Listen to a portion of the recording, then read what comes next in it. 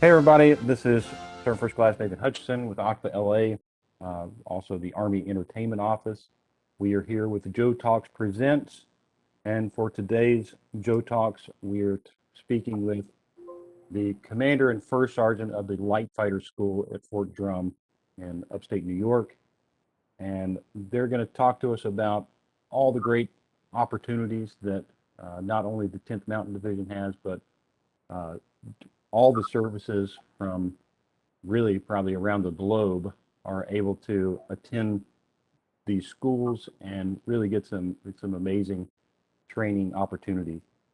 And so with that, Captain Felix, if you can take it away. Yeah, absolutely. It's a privilege to be on the show. I appreciate you guys reaching out. Um, I'm Captain Felix, call sign Light Fighter 6. To my right, your guys' left, it's First Sergeant Ireland. He's Light Fighter 7. And we are in charge of the troop school for the 10th Mountain Infantry Division, which is a nominative position. Anyone that's selected for the position is KD complete, meaning that whatever position they need to be in, they obviously need to perform well, and then based off that performance, they're then nominated through an interview process with the commanding general and the DCGO to become a member of the team. And then the same thing for my counterpart for the first sergeant position. They perform well, and then they're interviewed and nominated by the command sergeant major of the division, as well as a board of sergeant majors. But that's enough for the leadership piece. Um, as far as live fighter school goes, the identity of the schoolhouse has changed throughout history, and it's all been centered around being operationally relevant. So with GWAT kind of slowing down, and with the new commanding general, General Beagle, he has a huge focus on, being good at a few things, and one of them being able to shoot, move, and communicate in the cold, as the 10th Mountain Division is, right? So we look back at our origins as an organization, back to the Alpine days, or back to the Pando days when 10th Mountain was known as the Pando Commandos, and look at it. What do we need to do to get back to that? And we do a lot of things in the division, like the D series competition, which, if you don't know, is something going back to the Pando division in Pando, Colorado, where we trained and certified our organization as a division in cold weather. And we do that still here, but it's more of a competition. But going back to what the division, what Life Fire School brings to the division is again training and certifying leaders in the priorities on what is operationally relevant at the time. Currently, right now, Life Fighter School offers, um, historically, like as always, a pre-ranger course, because General Beagle feels it's very important to continuously produce rangers across the formation. We also have a rifle marksmanship instructor course where Fort Benning, Georgia has given us the privilege of coming and validating a marksmanship course, and it's strictly for the M4A1 rifle, where we train and certify leaders on the new .40 qualification, which has changed historically from the last qualification that we have done, and it's drastically different. So we identified as a culture that we needed to go back to the books and go back to the basics and really identify, how do we get after the new qualifications, because if you haven't done it, it requires transition in positions, changing the magazines, barrier shoots, and then now historically where service members were can not purposely shoot the 300-meter target and still qualify expert. That is no longer the case.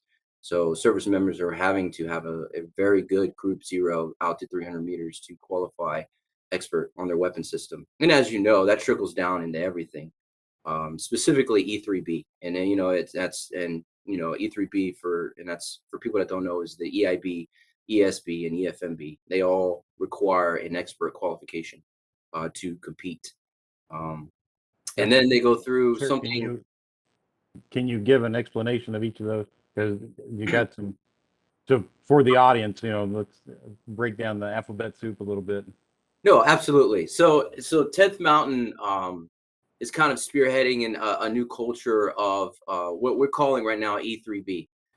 So EIB, or the Expert Infantry Badge, is a um, certification, if you will, of individual level tasks, and that require that a service member is able to do 80% on the APFT, right? So you have 80% on your push-ups, your sit-ups, and you have a 4 mile run.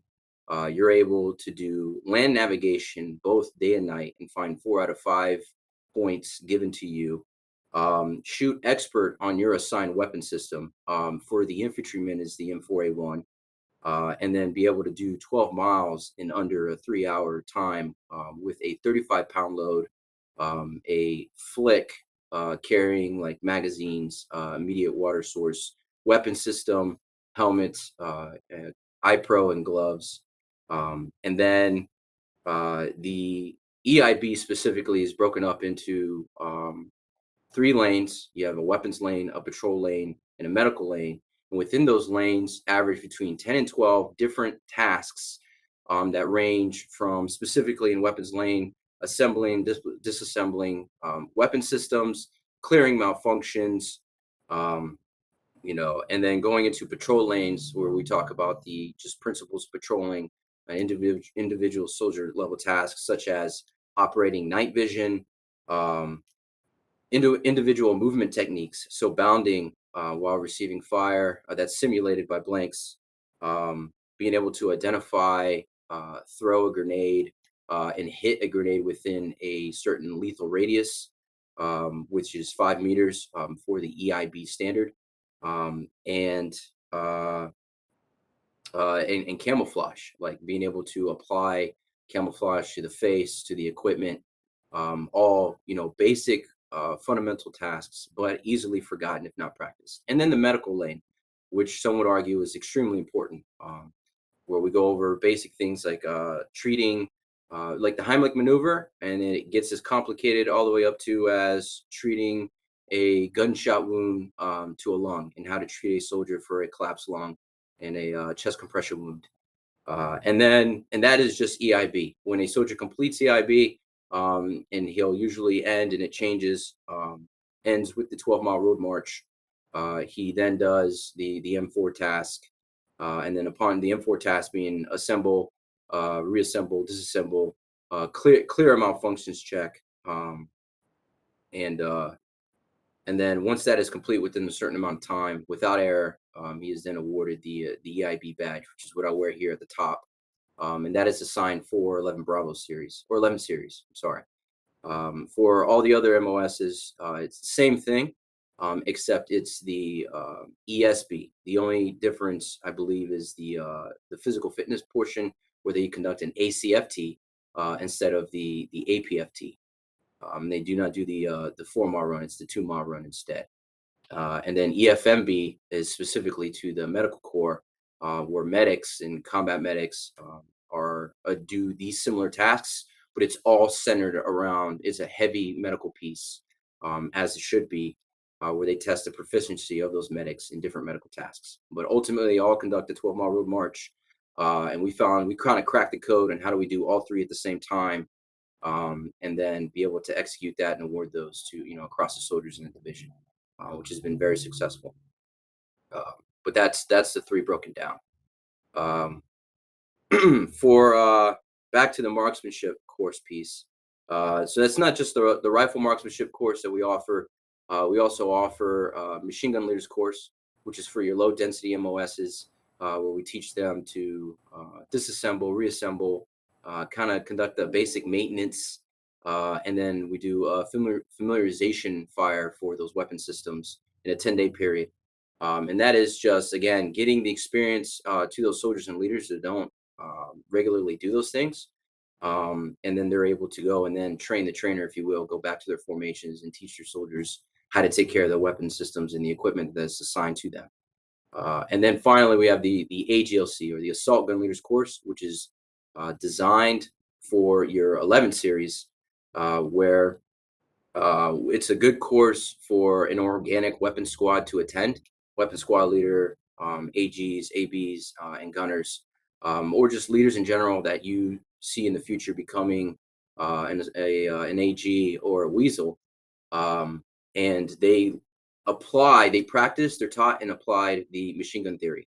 I mean, from soup to nuts. We teach them how to occupy support by fire, the purpose of the support by fire, grazing fire, the importance of getting within that 15 degrees for suppression, so you maximize suppression on the objective, or you lead with lead, if you will, protecting the infantrymen as they close with and destroy the enemy.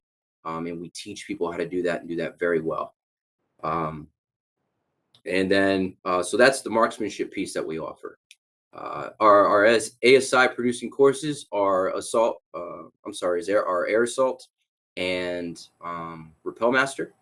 So air assault, as the name is given, is a 10-day course where soldiers are tested both physically in a 4-mile run, obstacle course, 6-mile road march, 12-mile road march, and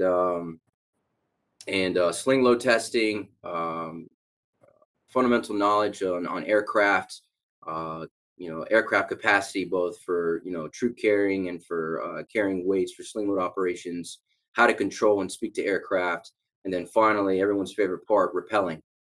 We do that both from the tower, which is a 40-foot tower, down to the aircraft itself. So the last day of the POI MOI is conducting repelling operations from an aircraft. It's everyone's favorite course. You get a really cool badge here, which is the helicopter with the wings. But essentially, with us being 10th Mountain Division and being a light infantry division, we are teaching the force how to get from point A to point B, and the importance of the cab, or the aviation side, with rotoring, if you will, in the light fight. Um, Rappel Master is I would say it's kind of like the graduate level of air assault, not quite like Pathfinder, but it is a leader's course. The requirements to even attend Rappel Master is that you are Ranger, Sapper, or Mountain Warfare out of Jericho course certified, or you're air assault certified, and you are corporal.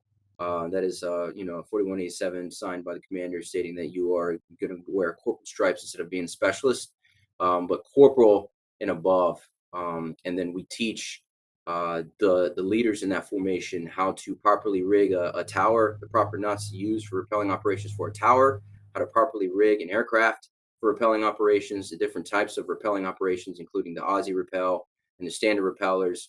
And we do that both slick, with basic equipment, which is flick and weapon, and then finally full combat load, which is helmet, kit, which is your IOTV, your bulletproof vest, rucksack, which will teach them how to properly prepare for repel operations. And then finally, and we'll do that both at the tower and in aircraft. And then finally, we teach the students the RMPI process, or the Repel Master Inspection Process. I'm sorry. Yeah, personnel inspection process. The importance of that is leaders identifying faults or flaws in Swiss seats or rigging equipment, that could be or that can be identified as unsafe, or even lethal in repelling operations. Essentially, because it is a very dangerous operation if you're not careful, especially when you start loading equipment. But help leaders identify those flaws and be able to stop, fix them before the operation even starts. Um, and that is a 5-day course, but I believe it's a necessary course. And then that is the ASI producing courses we offer. And then finally, our own flavor to physical fitness, we offer the MAW, or the Mountain Athlete Warrior course, because we identified as a division. And we created this course when General Townsend was the commanding general of 10th Mountain, because he identified that there was leaders in the formation that didn't know how to properly conduct physical fitness. And it's quite a challenge, especially here in the winter months, where we get, an average between 6 and 8 months of winter. As you know, you have to be creative with physical fitness to maintain the standard and be able to to fight on to the Ranger objective. So we created a course to validate leaders and train them on how to create a SMART goal, whatever that SMART goal is, because we identify that every MOS is different, and every MOS requires a different physical fitness readiness level. Um, so we teach them SMART goals, how to assess soldiers' flexibility, mobility, physical strength, speed, agility, and then create a training plan based off of that. We teach them how to read a profile. We get H2F involved in their H2F reps, or the holistic health and fitness teams that have been recently pushed out to the divisions. How to to tie them into that training plan for physical fitness. We get the dietitians to come out and how to teach people, based off of what we eat on a day-to-day basis, both in the DFAC and in the field, what is necessary and what is like things that you can, that's not good for you. That way to maintain that physical readiness, both in an operational environment and in garrison. We do a lot of things. Really good course. And the mall cadre, what makes them a little bit ahead of the curve is that all of our mall cadre are MFT, or Master Fitness Trainer, which is the Army certification, physical fitness certified, and they're also TSAC-F, or Tactical Strength and Conditioning certified, and that's a civilian accreditation um, to teach physical fitness. So they're subject matter experts on both the civilian side and in the Army side, and they're a huge combat multiplier. They conduct their course in. We have a new training facility, a NASH training facility, which is about I would say 20 ACFT lanes, but it's a capability for the 10th Mountain to conduct the ACFT indoors at a mass level. We're able to support a battalion at a time in that facility, and we also teach the mall course in that facility. So it's we give a lot back to the division, on top of LPDs, and we do have archives of the mountain warfare course and Arctic warfare course. So we do teach LPDs on how to properly wear the Arctic uniform in different settings and different level of the Gore-Tex, and the different levels of just the winter wear of the uniform. So that's kind of a roll up of what Light Fighter School offers. Awesome. So can you talk about, how large is your community, your band of instructors and everything, and then kind of how many students you have come through each year? Okay. Well, it ranges with the operational environment, sir. So we are a like between 30 and 33 man company. Um, the Rangers have 6 instructors. Mall has between 3 and 5, and then Air Assault has our most. Right now they're between 8 and 10. Um, and all have their, and in the marksmanship they have 5, and all the reason is the MOI POI and what we can support at one time. So the starting off with marksmanship, we can support up to 22 soldiers at a time to run through the course, and we get an average.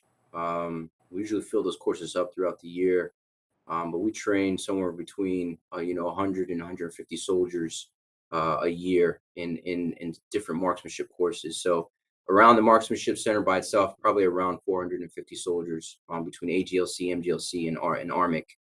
For air assault, we just increased the output, where now we can support up to 120 soldiers per class.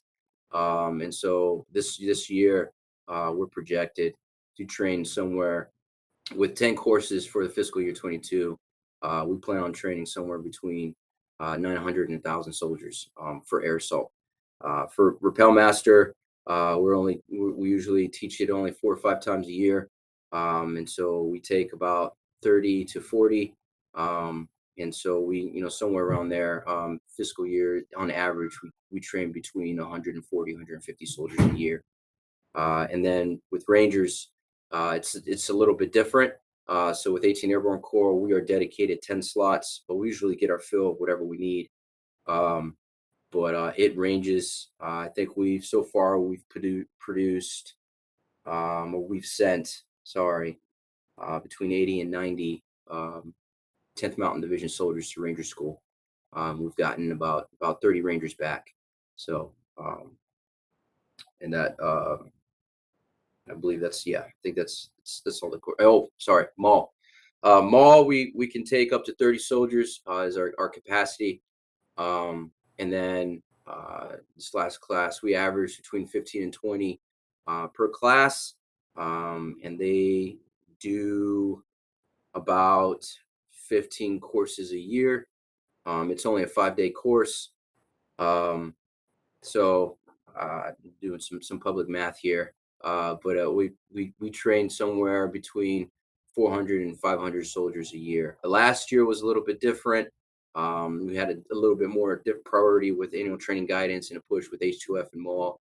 So we ended up training between 1,000 and 1,500 soldiers last year alone. But this year is a little bit slower, with H2F now kind of picking up the capability and kind of filling that gap before Maul was doing it. So Yeah. Well, that's, I would say that probably people in California would have a hard time understanding how important having a indoor facility is to do the ACFT. But having been at Fort Drum before, you know, that's a game changer. That completely changes your being able to uh, assess the force, right? Um, yeah, no, I mean it's as you know, I mean the winters here can be pretty harsh. I think like sometimes we can get down to like between -10 and -15 degrees, and then at that temperature, your oxygen, starts crystallizing, and then if you're breathing that in, it can be pretty harmful, for full-time exposure. So it's very important that we do have some form of indoor training facilities. Because at that temperature, that exposure, you're talking like soldiers can only be outdoors between 30 and 45 minutes before they actually start, actually being injured from the cold. And then, amongst other things, frostbite, colds, and cold casualties. It all plays a huge role in how we train and what we do. Um, so we try to do our best to sustain the force, long term wise, and these indoor facilities really help us enable that. Even some of our ranges are designed to do that as well, where they have the overhead covering and heaters. That way, soldiers can just be able to shoot comfortably, even with cold weather gear on. Because it's pretty miserable trying to do it without some form of shelter. Um, but yeah, that's it's awesome. Hey, first, Art, maybe you can hit on this a little bit, but in the courses, what is it that you see as the part that is the main obstacle that people have to overcome? Everything that you're talking about is really, you know, uh, strengthening the force for battle, right? What is it? Uh, you know, whether it's physical or mental, that seems to be the commonality across the board. So the commonality between each of the individual classes that we teach and in troop schools in general, it's a captivated audience, in my opinion. So when you talk about troop schools, why would you need it? It's not that this tacit knowledge doesn't exist in the ranks. It's that it's just not captivated enough. So obviously, there's very good marksmen in the brigades right now, but depending on where they're at within the training progression, you never get them in the same spot to teach a certain amount of people. We have here who are very passionate about marksmanship, about the Ranger course, about air assault and repelling, and about fitness, and to be able to let these guys have that captivated audience to a scheduled block of time with the resources available, it's really unlimited to what these guys can achieve and gals.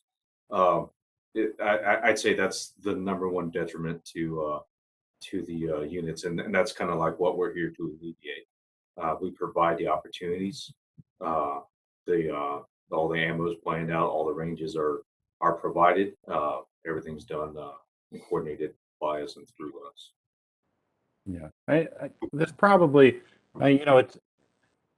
I know that it's a challenge to step up and be above your peers in an organization. It's something completely different when you go to a place where you are now with all the other people that have stepped out above their peers. and then you're in a competitive environment or, a training environment. It's got to be a different mindset. It puts you in a different ball game. Yeah, I mean, absolutely. But I think the difference, between like competitiveness and then passion, right? It's like no one's here because they want to perform well. Everyone's here because they have a passion to do what they want to do. And that's what first round was trying to say is just like my mall instructors, like they all average between 599s and 600s on the ACFT. They're extremely fit, and it's because they have a passion for physical fitness. They wake up at 04, they do PT, they crush it, and then they do it again at 0630 with the students to show what leadership looks like and leading from the front. The Ranger instructors here, I mean, they put every hour of every day that they have with those students, teaching them everything they know, from just basic stuff about weapon systems to teaching guys how to pitch an op order. I mean, it's crazy. It's almost like I have to drive my cadre out to be like, hey, you guys have families and a personal life. You guys got to go do that. And they do it kicking and screaming because they just truly care and have a passion to make the organization better. And then the same thing with airsoft. A lot of the POI MOI, right, is provided to us by the infantry schoolhouse, by TRADOC or MCOE, however we get it, whoever validates us at the time. But the things that we do to make the course better and make them fun, like the Aussie rappel, right? It's not a requirement, but students enjoy it. The cadre enjoy it. So they take the extra time to validate it, to make it safe, and provide that to the students as an experience. I mean, you'd be shocked. I had a major that went through with cadet command. That was just he pulled me in the cadre aside. And he goes, "I've been wanting to do an Aussie rappel since I was a kid in college, and I got to finally do it here after my 10, 12 years in the Army." And we just offer an environment where people can safely fail. People can learn a lot and invest in themselves. And then same thing with the cadre. To keep them competitive with their peers. The NCO Academy and HQDA has been really helping us out trying to get the instructor badges for our soldiers, for our leaders. So all the hours that they put into the students are being logged, and being put on their record. So when they go back out to the force, it's not just a staff sergeant who's not been on the line for a year, 2 years, but staff sergeant who's instructed thousands of hours of courses across thousands of soldiers, is coming back to your force, very educated, very well spoken, and prepared to train the soldiers. Awesome. Can you explain what a Aussie rappel is? Yes. So standard rappel, you're facing the obstacle or the terrain that you're rappelling off of. Your brake hand is on the small of your back, and then you have a guide hand that's in the front, kind of guiding the rope in front of you. And you're falling backwards, right? So your back is towards the ground, if you will, and is easier, especially when you're carrying a large amount of weight, where the center of gravity is towards the direction that you're traveling, so it's easier to control. And that is the standards, and the safest way we do our rappelling operations, both aircraft and tower. For an Aussie rappel, you do it face first. So you're almost like running down facing the ground, where your brake hand's now across your chest. And it also serves as your guide hand. The difference between the Aussie rappel is and the regular rappel is the standard rappel does not allow you to pull security, if you will, right? You don't have a way to pull your weapon out and kind of being able to suppress an objective or secure the direction you're traveling. Versus an Aussie rappel, when you're doing it off of restrictive terrain or a wall or a building, allows you, with your firing hand and then your non-firing hand, performing as the brake or the guide for the rope, allows you to utilize your weapon system, not very accurately, but at least to a degree where you can cover the direction that you're traveling. However, if you do it on an open side, you're just falling head first, and you can't really perform too much security. So the Aussie rappel, at least I think, in good practice in terms and traveling in restricted terrain, is good. Doing it on off of a rock face or a building, that way you have some form of stabilization to utilize your weapon system while traveling down. But again, you cannot do the Aussie rappel with your rucksack. So there's the gives and takes. You can probably send 1 or 2 guys down with a weapon to secure wherever you're going, and then everyone else can come with the gear immediately following. But the guys that you send down doing Aussieing are not going to be carrying a rucksack on their back. They can't. It's just they're putting all that weight on their back as they're traveling down. It can be very uncomfortable. Yeah. As far as your curriculum, and the different courses that you offer, what is the think tank, and how do you come up with what the needs of the Army are? Who is the group of individuals that gets together and says, this is what we really need? You brought up General Townsend, and he brought some concerns up, and you basically found the Light Fighter School brought a solution to the table with it. Does that happen often, or does that happen all the time? What is the process? So as far as POI, MOIs, and determining what the Light Fighter School offers, well, I'll say on a yearly basis. Or really, it stems from the commanding general and the command sergeant major, right? They create something called an annual training guidance, where they write a white paper, if you will, stating their priorities for the organization. Like, hey, these are my top priorities, right? And then based off of that, right, and their top priorities, it's almost like a think tank between the sergeant majors, the brigade commanders, and they get their feelers out there and be like, hey, what do we want to be known for? What do we want to be good at? And how can we align that with where I see this organization going, right? And it changes between commanding general and command sergeant majors. And then once they identify what that's going to look like, or some form of vision, or intent, and then it's then a touch point of, we sit down in the office with the commanding general and command sergeant major, and he goes, hey, this is my vision for the Light Fighter School, and this is what I want to be good at, as a division. What can we create and do based off of that, to facilitate the operational environment for 10th Mountain. This year, sitting down with Command Sergeant Major Taranis, he was like, hey, I want air assault. I want a lot of it, right? And there's multiple reasons for it, right? Because we can have our NATO partners come to attend this course. We can have our partner forces come and attend this course, right? Our Marines, our Air Force, and it's kind of like a bargaining chip, if you will, right? The more people you come to our schools, and they get their badges. Okay, well then, what can you do for 10th Mountain Division after that? Not only that, I mean, it's also like a re-enlistment tool, or just a retention tool that soldiers want to wear, cool badges on their uniform, and they're proud of it because they work hard for it. And a lot of soldiers want that chance and that ability to do it. So and he identified that, like, hey, this is what's going to keep soldiers coming to 10th Mountain Division. The other thing is we look at is what are we not good at, right? We train to our weaknesses. That way we're a better force.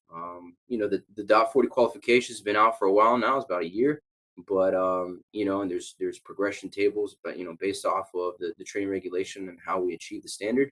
But we have leaders that have not been exposed to that training progression, and the only people that have are like brand new soldiers coming out of basic training.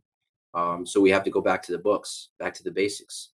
And we have to get good at the basics before we can train for the test.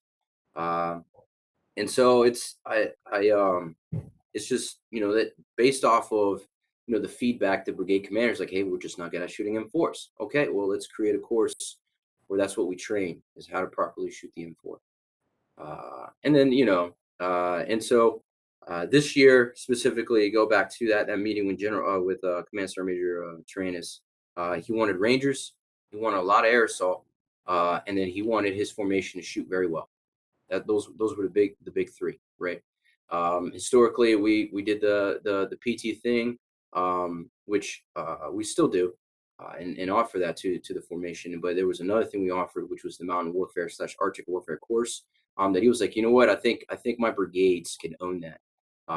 And so we started opening the gate to send soldiers to Jericho, in Vermont, and go to the Mountain Warfare course there, to bring that 10th Mountain and that Mountain Tough identity back.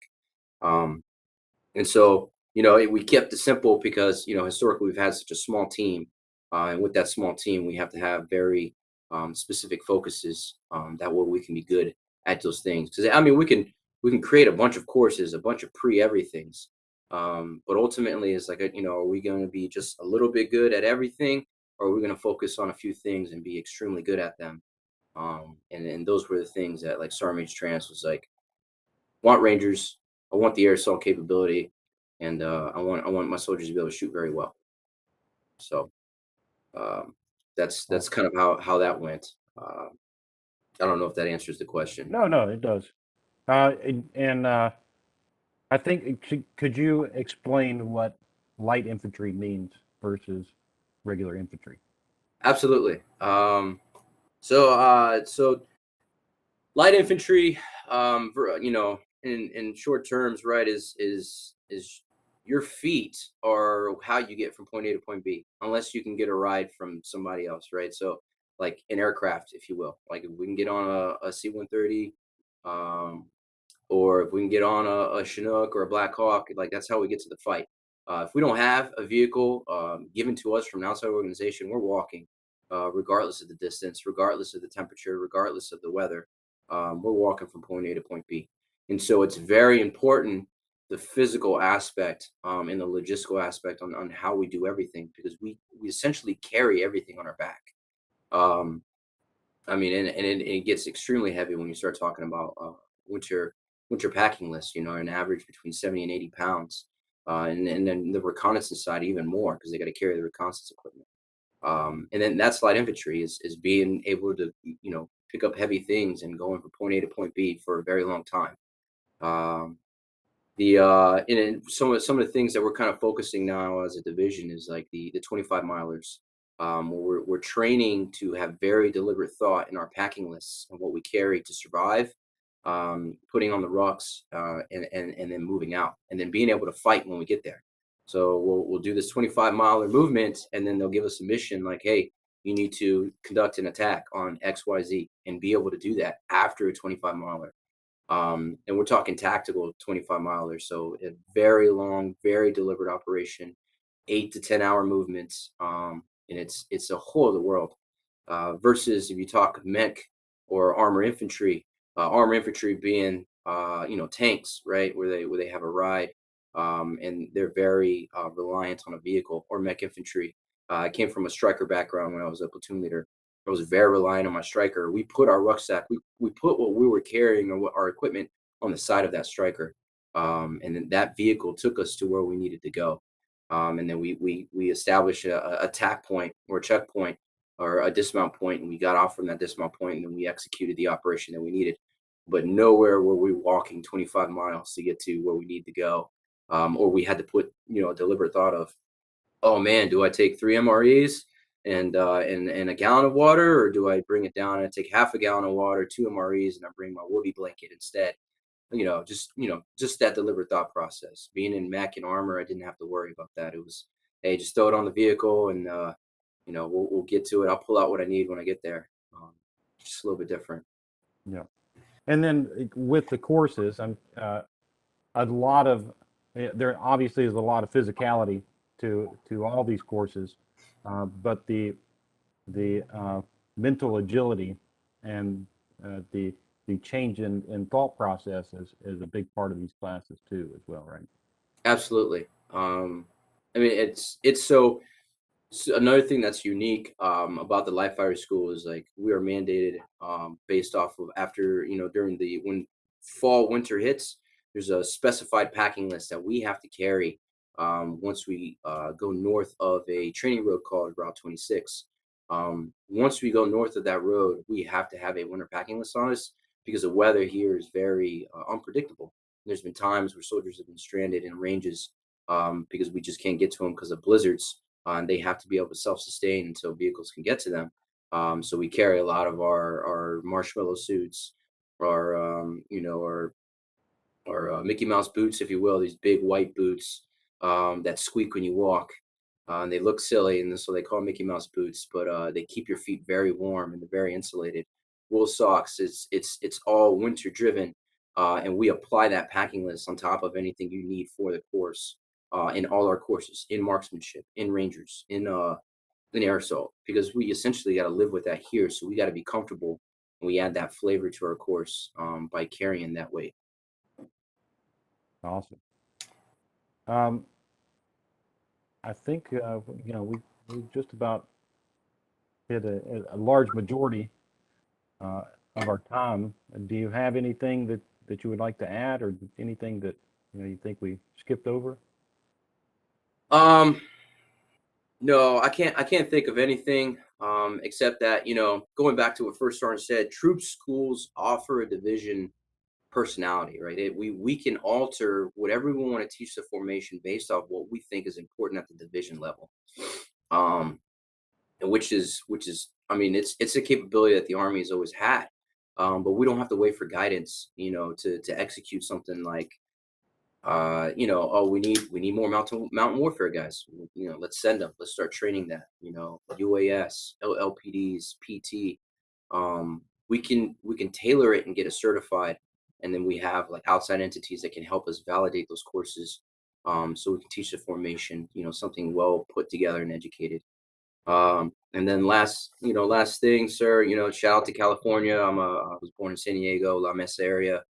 I got family there, so it's again, it's an honor to represent, and I'm looking forward to, hopefully in the future we can actually talk and get all of the NCOICs per course here, and they can really dive in and deep down of the intricacies of their courses and how awesome they are and what we offer. And So if there's a 10th Mountain movie, what's it going to be about? If it's a 10th Mountain movie, it's probably going to be a lot of snow in there, probably some mountains, and then it's probably going to have Command Sergeant Major Tyrannus as the main character. He's probably going to be the guy who's just screaming in the middle of the blizzard, right? Just roaring. He loves it. He embraces it. That mountain toughness. It's probably going to be, the background music is going to be probably heavy metal, a lot of it, and it's just going to be like the toughest, like grueling thing you've ever seen. I would say the Army version of Revenant, but instead of Leonardo DiCaprio, it's Sergeant Major Tyrannus. First Sergeant, you have anything to add? No, thanks. Appreciate the time. Thank you. All right. No movie ideas? I like the Revenant one. All right. Awesome. Well, I really appreciate you coming on with us, and yeah, we'll have to. I probably won't be going through any courses, but I can appreciate from a distance. But I really appreciate y'all coming on, and talk again next time.